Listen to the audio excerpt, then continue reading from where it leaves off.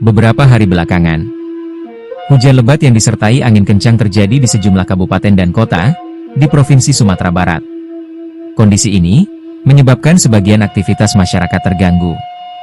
Peningkatan intensitas hujan tersebut dipicu oleh pembentukan awan hujan yang lebih kuat dari biasanya.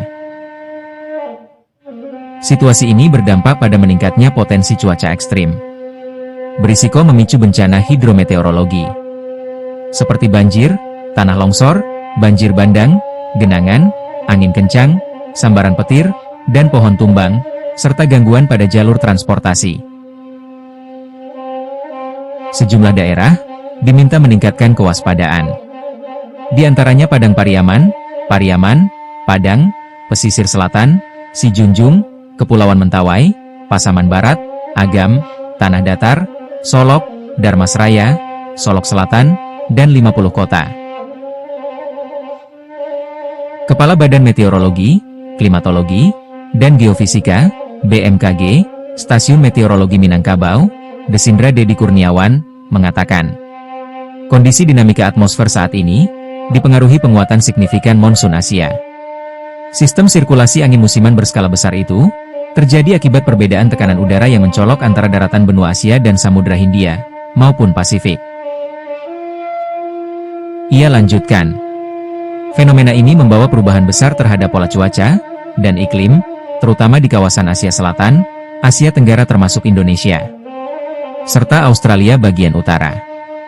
Monsun Asia ditandai dengan pergantian musim hujan dan kemarau secara periodik setiap sekitar 6 bulan.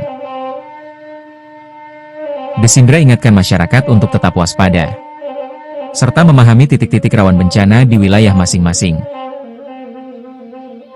Ia juga menghimbau agar masyarakat selalu memperbarui informasi cuaca sebelum beraktivitas, mencari lokasi aman apabila hujan berintensitas tinggi berlangsung lama, mengikuti arahan petugas kebencanaan setempat, serta menghindari aktivitas di area rawan longsor atau dekat aliran sungai saat curah hujan meningkat. Sumatera Barat memasuki musim hujan dengan potensi bencana alam hidrometeorologi seperti banjir, longsor, banjir bandang, hingga angin kencang. Saatnya kita semua siaga, peduli, dan waspada. Pemerintah daerah, BPBD, TNI, Polri, dan relawan terus bergerak melakukan mitigasi, patroli siaga bencana, serta memantau daerah rawan. Namun kesiapsiagaan tidak hanya tugas mereka, tetapi menjadi tanggung jawab kita bersama.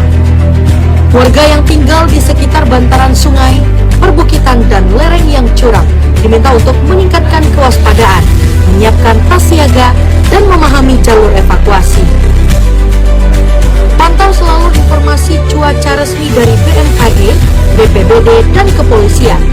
Jika terjadi keadaan darurat, segera hubungi 110 atau posko terdekat.